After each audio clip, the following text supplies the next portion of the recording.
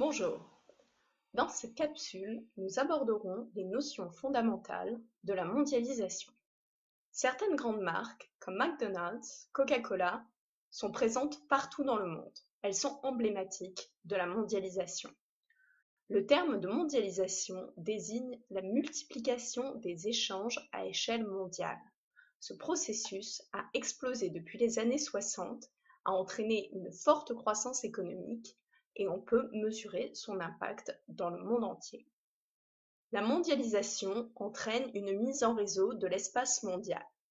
Le terme de réseau désigne l'ensemble des moyens par lesquels deux espaces peuvent être connectés l'un à l'autre.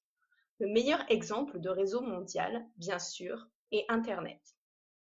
Les espaces mondiaux ainsi connectés deviennent dépendants les uns des autres. On parle alors d'interdépendance. Cependant, la mondialisation ne profite pas à tous de manière égale. Certains territoires dominent l'espace mondial, tandis que d'autres restent marginalisés.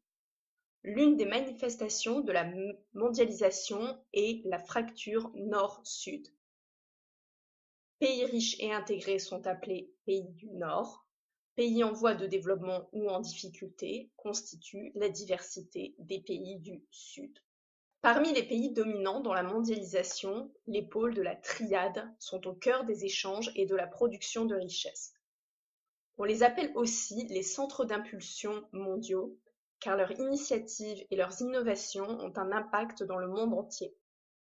Les pôles de la triade sont les États-Unis, l'Union européenne et le Japon, ou, dans leur définition la plus large, l'Amérique du Nord, l'Europe occidentale et l'Asie orientale, ces deux définitions étant également valables.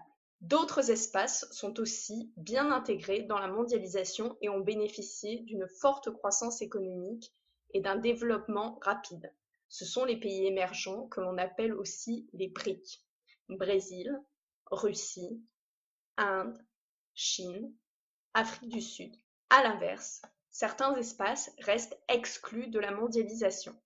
Les PMA, ou pays les moins avancés, sont en difficulté car ils souffrent de graves inégalités de développement.